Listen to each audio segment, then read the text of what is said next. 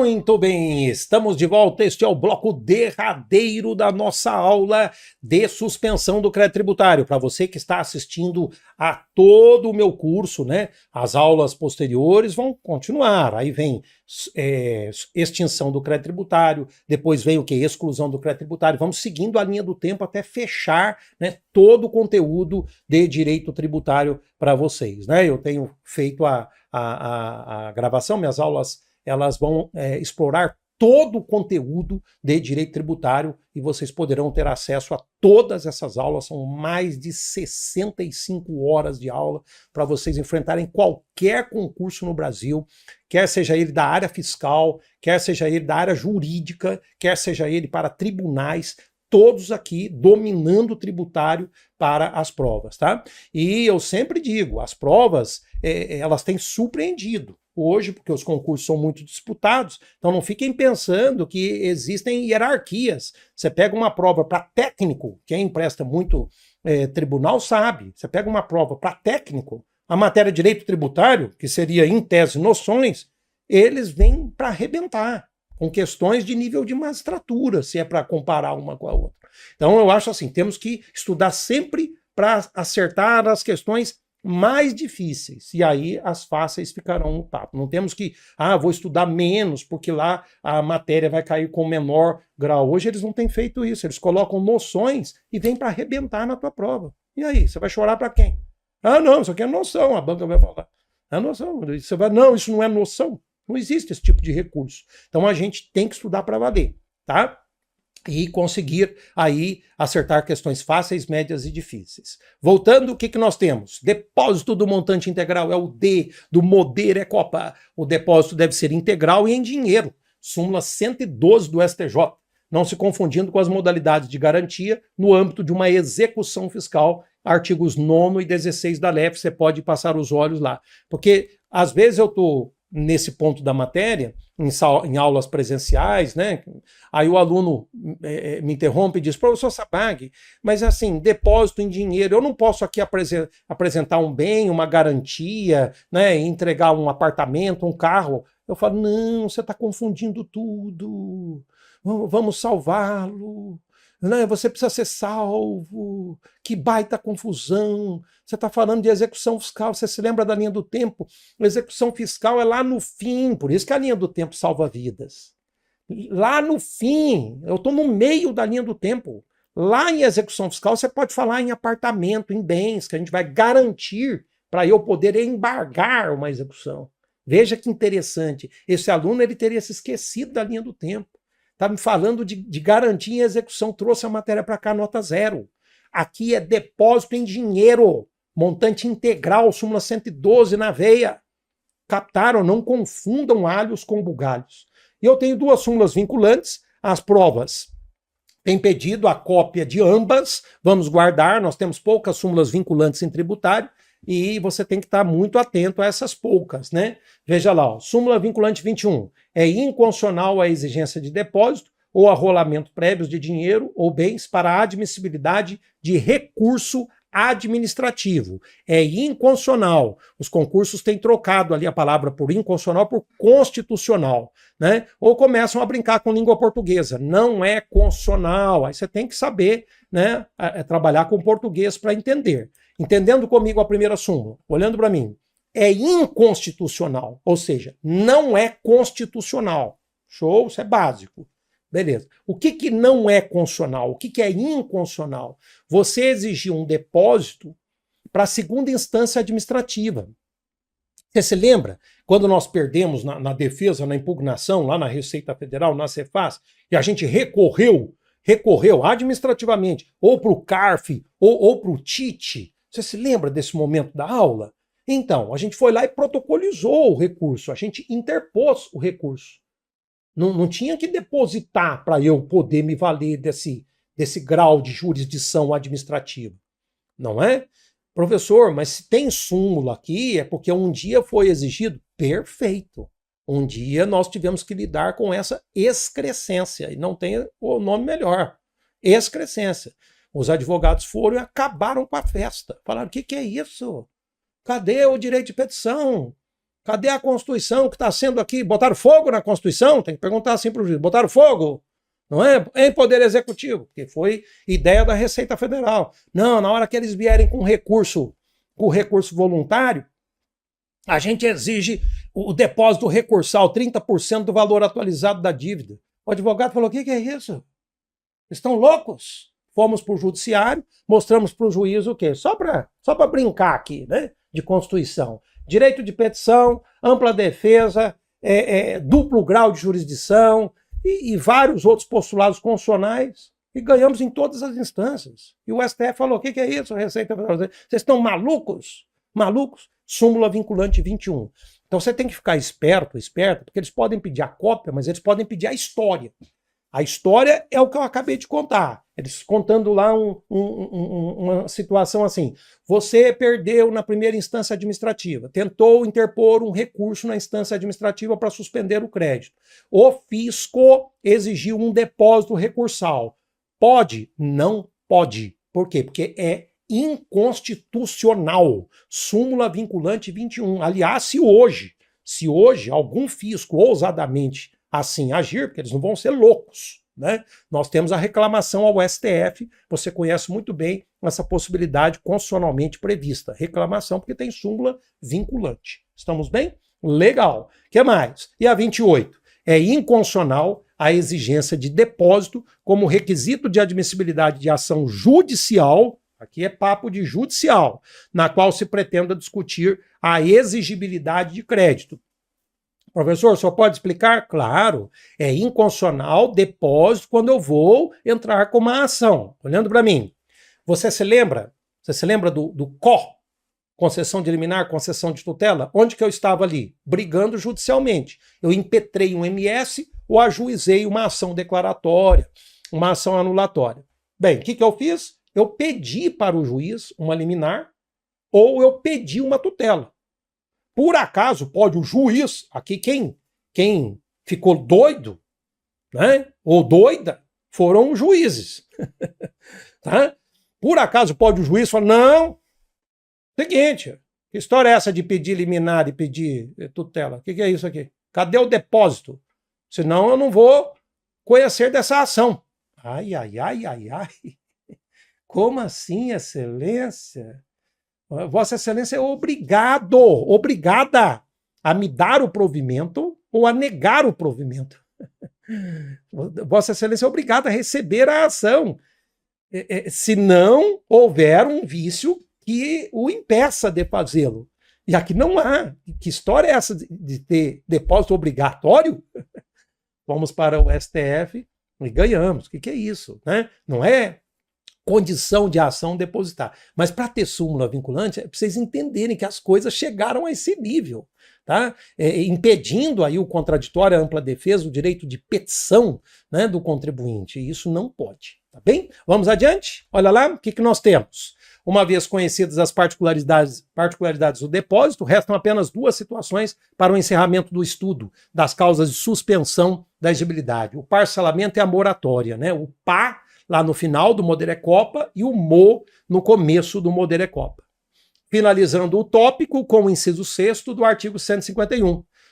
Nós vamos começar o ataque pelo parcelamento. Professor, eu sei o que é parcelamento, o que eu preciso saber para concurso? Realmente a pergunta é bem-vinda. O que eles vão perguntar de parcelamento se todos nós temos uma visão intuitiva que parcelamento é você concordar com o débito, não tendo todo o recurso para quitar, porque seria uma causa de extinção, próxima aula, você vai lá e vai pagar de modo fragmentado.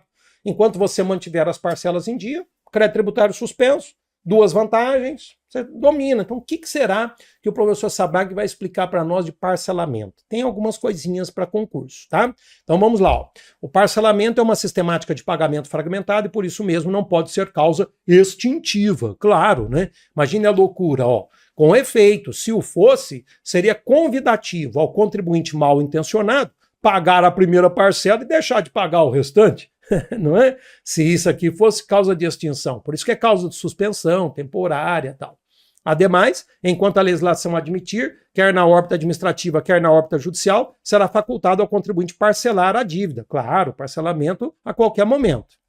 E aí tem esse artigo que eu quero mostrar aos senhores, porque ele pode cair num nível de questionamento mais elevado, tá? Não é algo assim, tudo que você já aprendeu comigo até aqui na aula, ó, já estamos no último bloco, né? Você já aprendeu 80%, 90% para qualquer concurso do Brasil. Esses minutos finais eu vou tratar de matérias assim, detalhes que seriam mais agressivos, tá? Então não é muito comum pedir, por exemplo, 155A, mas pode acontecer, tá? Então nós vamos até ficar mais presos à literalidade, menos ao arcabouço teórico. É só você ler o artigo que vai dar certo. Tá? Então, ó, o parcelamento será concedido na forma e condição estabelecidas em lei específica, tem que decorar, parcelamento é para lei específica.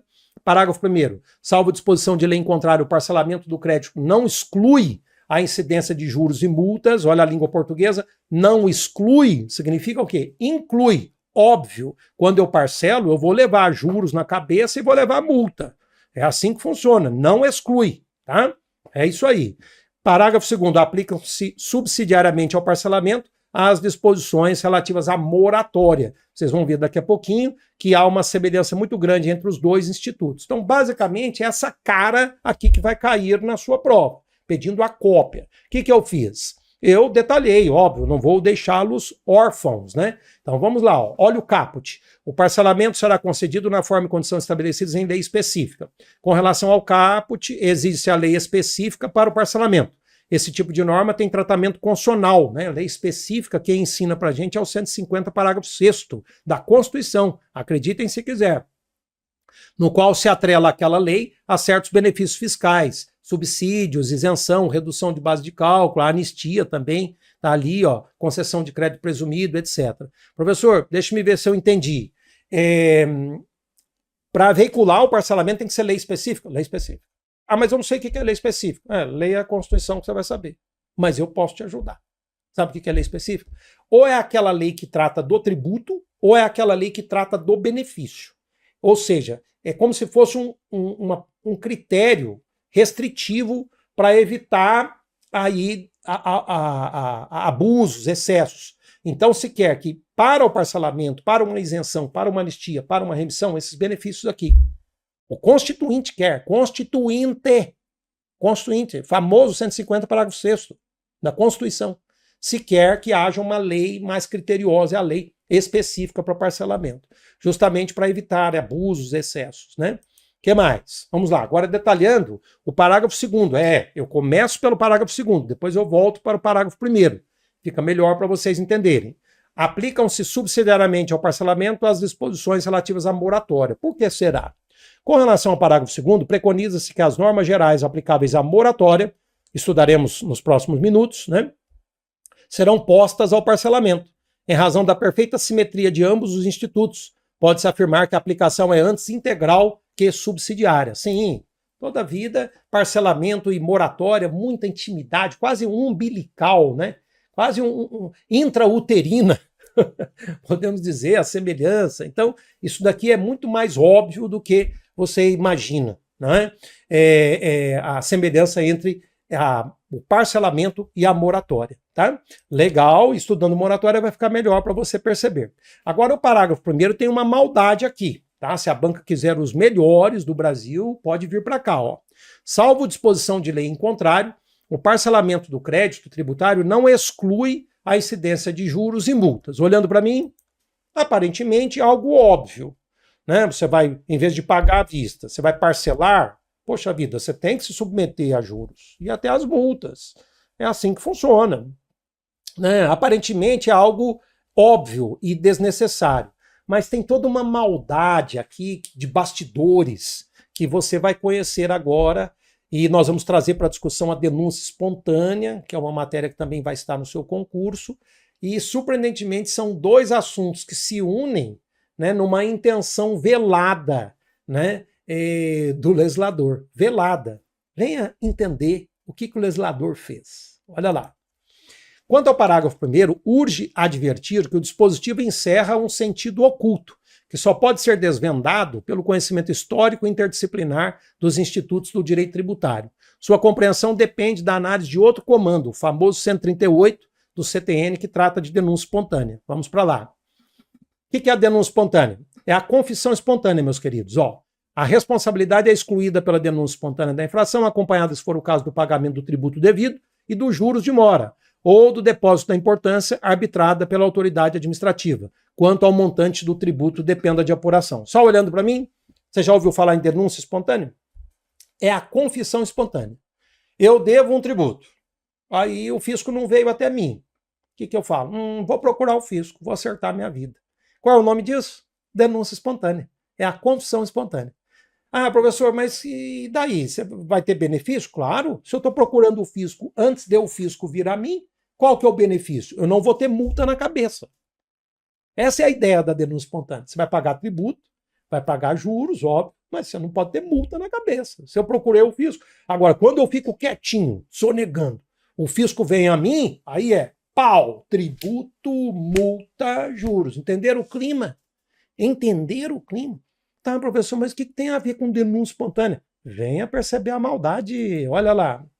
O benefício previsto no 138, que é o afastamento da multa, né, não se aplica aos casos em que o contribuinte faz opção pelo parcelamento do débito tributário, exigindo-se para a exclusão da multa moratória o integral pagamento do tributo devido e dos juros de mora, né, ou o depósito da importância arbitrada pela autoridade administrativa, não é? Então, leia de novo para você compreender, ó. O benefício previsto no 138 não se aplica aos casos em que o contribuinte faz opção pelo pagamento do débito tributário, exigindo-se, para a exclusão da multa, o integral pagamento do tributo devido e dos juros de mora ou do depósito da importância arbitrada. O que aconteceu?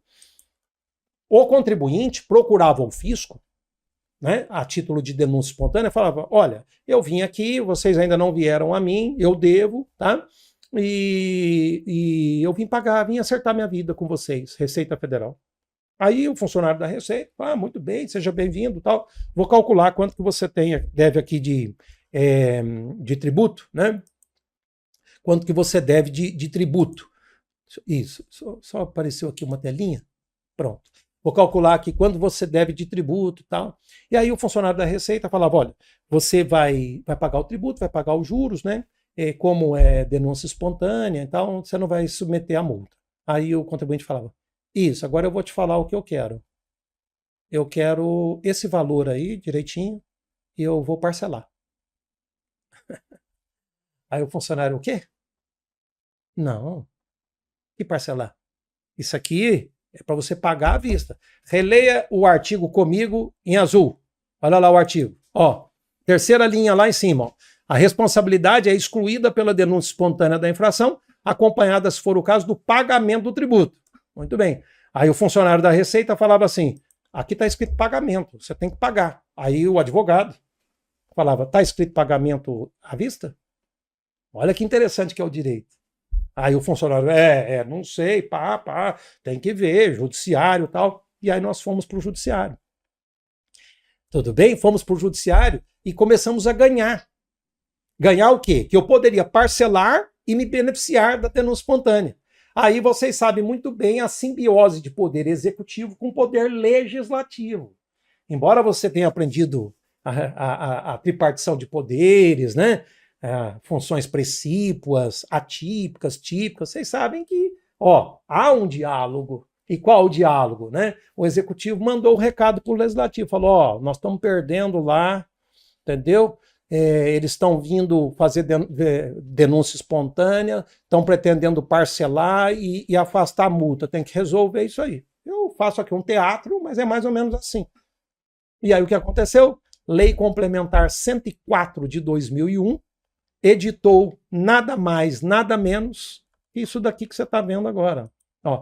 Salvo disposição de lei em contrário, o parcelamento não exclui a incidência de juros e multas. Quando nós lidamos com isso aqui em 2001, nós advogados já captamos na hora a mensagem. Olha, isso aqui é o recado que eles fizeram pela via oblíqua para nos atrapalhar lá na denúncia espontânea. Porque se não fosse assim, não teria sentido isso aqui. Tá? Então, para vocês entenderem que o direito tem bastidores. Tá? Embora o concurso não vá pedir a cópia, de repente uma prova oral pode pedir. Tá? Prova oral. Doutor, leia o parágrafo primeiro. Então, qual a opinião que o doutor tem sobre isso aí? Quer dizer, parcela está exigindo aqui incidência de juros e multa. O que o senhor sabe sobre isso? Aí, não, excelência, é o seguinte, parcelar vai cobrar juros e multa. Só isso? É, excelência, só isso. Muito bem, só isso que eu queria saber. Tá. Não. Tem que falar, não, isso aqui foi todo um contexto, né, ligado à denúncia espontânea, e aí explicar tudo o que eu trouxe para vocês nos slides, tá? Então, qual que é a ideia que você aprendeu? Na denúncia espontânea, para o afastamento da multa, hoje o que nós temos pela via oblíqua dessa mensagem aqui? Só para pagamento integral. O pagamento parcelado não vai conseguir afastar a multa. Viram que interessante? Vamos adiante? Olha lá, fechamos aqui, legal. Agora nós vamos para o inciso primeiro, fechar com moratória. Vamos lá. Análise recortada de moratória. A moratória está fartamente regulada nos artigos 152, fartamente, tá? Muita coisa. A 155 do CTN, o que é bastante curioso, em razão da escassez, na verdade, ausência, né, de disciplinamento do CTN quanto às demais causas suspensivas. Vocês não acharam incrível? Você não tem detalhamento das outras causas suspensivas, você não tem. Mas a moratória, que é de duvidosa aplicabilidade, para não falar nenhuma aplicabilidade na prática. Eu não trabalho com moratória aqui no escritório, não existe, é só ensino, não é? Tem aí vários artigos, vários quantos? 152, 153, 154, 155, 4 artigos para eles pedirem em concurso. E baseados nisso, eles pedem a cópia, por isso que eu não vou detalhar esses artigos. Siga a minha estratégia, leia os artigos, eu reproduzi todos eles aqui, para você acertar a questão em concurso. Eles só querem a cópia, tá? Não querem profundidade, porque eles sabem que o tema vai ser pouco lido por ser pouco prático, mas eles adoram pedir, tá? Então, vamos que vamos. O que nós temos? Ó, mais curioso ainda é constatarmos que o tema é de duvidosa praticidade, estando reservado ao ambiente teórico. Entretanto, as bancas têm uma certa atração pelo tema. O dado histórico, a moratória acabou sendo substituída pelo próprio parcelamento, uma causa suspensiva que entrou no CTN em 2001, né, o inciso 6º entrou em 2001. Eu passei muitos anos, né? Eu comecei a lecionar em 96, em 97, então passei 5 anos ensinando o quê? Modereco, porque não tinha o pá, era modereco, né? Antes dessa data, todos os parcelamentos feitos no Brasil suspendiam o crédito pela via da moratória. Então você vai pegar um processo antigo, é muito comum os processos que estão, né, nos tribunais, né, no STJ, no STF, você pega um processo antigo, aí aparece lá que o fulano parcelou e que ele suspendeu o crédito tributário pela moratória, pelo inciso 1º, tranquilo, antes de 2001, todos os parcelamentos que fazíamos suspendiam o crédito pela moratória, não existia parcelamento. Aí veio a Lei Complementar 104, não é? E trouxe o inciso 6º. Eu não falei que eu ensinei durante 5 anos na minha vida, de 96 até 2001, modereco? Nossa, eu até me lembro. Modereco hoje é moderecopa. Moderecopa, mas antes não tinha parcelamento. Por isso a similitude, né, de moratória com parcelamento. Vamos adiante. Conceito. Embora o CTN não conceitue o instituto, é possível afirmar que a moratória é uma dilatação legal do prazo de pagamento do tributo, de forma unitária ou parcelada, por convenção das partes, submetendo-se, todavia, ao princípio da legalidade, precisa de lei ordinária. Assim, a moratória consiste num acordo entre credor e devedor sobre o alargamento do prazo para o cumprimento da obrigação tributária, originando-se, por exemplo, da dificuldade de pagamento ou mesmo de uma momentânea impossibilidade de cumprimento da obrigação. Então, falou o seguinte, ó, que o contribuinte, lá no exercício, está passando por uma dificuldade e veio uma lei que permitiu um acordo entre devedor e fisco para alargar, para dilatar, para prorrogar a data de pagamento do tributo. Alternativa, moratória. Professor, na pandemia podemos dizer que a gente lidou com normas parecidas com moratória? Parecidas. Eu digo parecidas porque não houve uma configuração precisa. Mas quando você notou lá na pandemia, né, que ninguém conseguia pagar tributo e houve legislação no sentido de prorrogar a data, a gente pode falar que aquilo se aproximou de moratória. Tá? Então os concursos podem contar algo nesse sentido, e geralmente as questões são assim, pedem o nome da história. Nome, moratória. Tá? Vamos adiante. Lei ordinária, não lei específica, aqui uma maldade de concurso, ó. Lei específica você viu ela por parcelamento, aqui é lei ordinária só. A moratória deve ser concedida por lei ordinária, não se exigindo para sua concessão a lei específica, prevista no 150, parágrafo 6º, em cujo rol constam aqueles benefícios todos lá, né? Como já se viu, o parcelamento, mesmo não constando desse rol, exige lei específica. Então, lei específica é para todo mundo do rol, né? Incluindo o parcelamento. A moratória, a hora estudada, é apenas lei ordinária, pode ser uma maldade, tá? Leitura recomendada para a sua prova. Olha o meu recado. Pode haver a cobrança da literalidade dos comandos a seguir. Pode haver, não é muito comum, eles seriam muito agressivos, porque não é um tema prático. Eu costumo brincar em sala, não serve para nada. Só serve para pedir na prova e pegar quem não estudou. Então não fique preocupado em dominar. Se você tiver tempo e curiosidade, pode até ler no meu livro, aí eu esmiuço. Aqui eu preciso te dar o que vai cair, a dose. A dose é ler o artigo e acertar. Então, o que nós vamos fazer agora, coloquei já os artigos para você não precisar ir ao código, você vai ler comigo e já vamos caminhando para a nota 10. Então, vamos lá. Ó, o que nós vamos ler? 152. Não tenha medo da extensão dos artigos, tá? A moratória somente pode ser concedida em caráter geral. A linha A, pela pessoa jurídica de direito público competente para instituir o tributo a que se refira, claro, uma moratória de IPTU, quem que vai dar? Município. Moratória de PVA, é o Estado, e assim sucessivamente. A linha B tem uma loucura total, completa, uma vertigem, não tenham medo, é assim, ó. Em caráter geral, pela União, quanto a tributos de competência dos estados, DF e dos municípios, quando, aí tem exigências, simultaneamente concedida quanto aos tributos de competência federal e as obrigações de direito privado, tá? Seria uma maldade pedir isso, porque isso daqui nunca aconteceu, nem vai acontecer, nós criticamos veementemente, quebra do princípio federativo, uma loucura, uma aberração, uma excrescência completa. Mas a banca pode pedir. O que você está vendo aqui? A moratória concedida pela União quanto a tributo que não pertence à sua competência tributária, que loucura é essa? A gente chama de moratória heterônoma. Heterônoma, escreve-se com H. A nosso ver, essa norma aqui, ela fere a Constituição, não é? E criticamos veementemente. A banca, se for muito má, poderá pedir a cópia, tá? E o nominho, moratória heterônoma. Vamos lá, voltando, tá? Em caráter individual, por despacho da autoridade administrativa, desde que autorizada por lei. Não é o despacho que veicula, é a lei, mas se ela vier em caráter individual, né, ela vai precisar desse despacho, mas desde que autorizada por lei.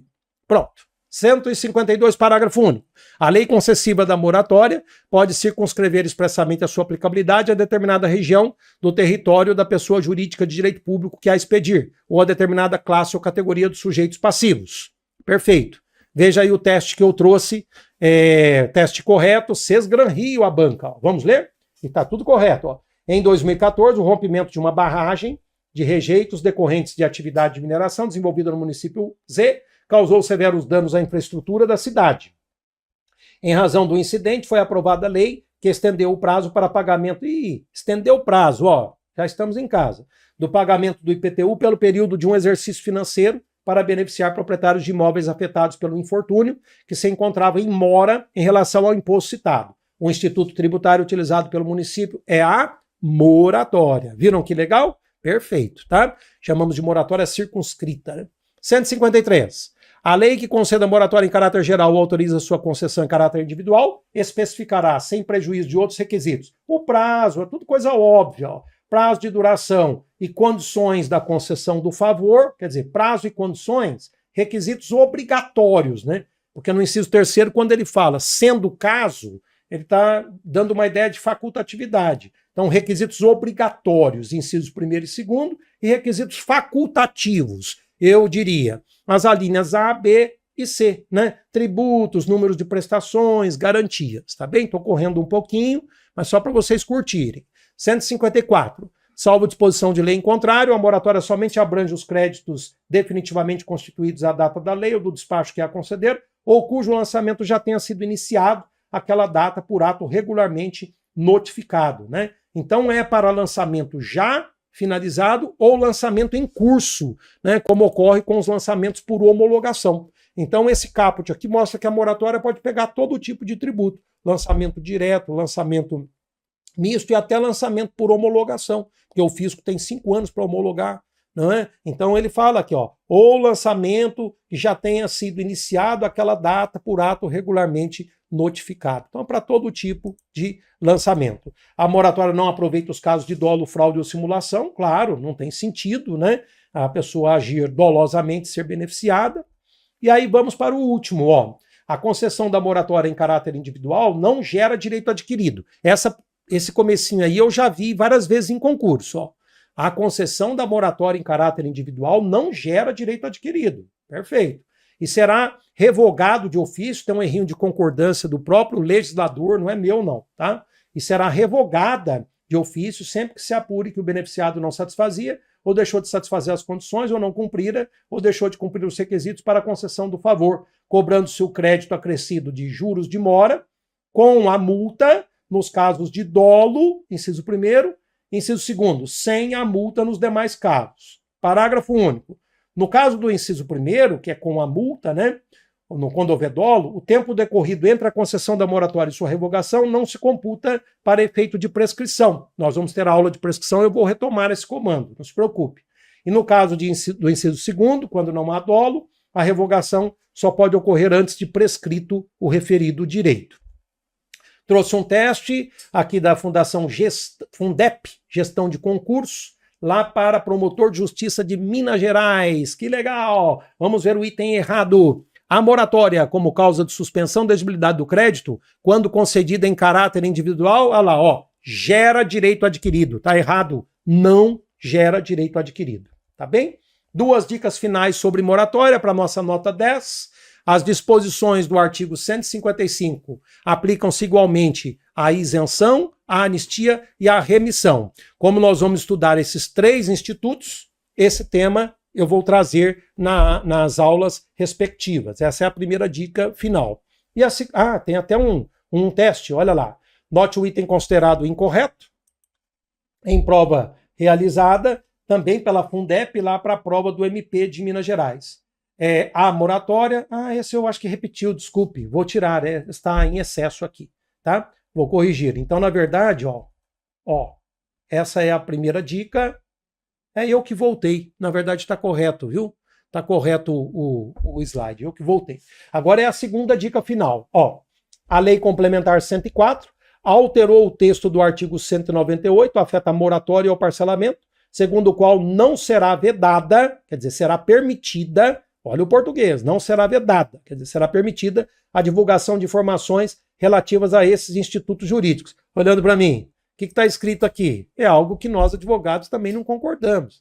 Meu cliente tem parcelamento, tem moratória e o fisco pode divulgar essas informações sem qualquer restrição nesse sentido. Criticamos muito e os concursos têm pedido isso daqui. Veja a nossa crítica, olha lá.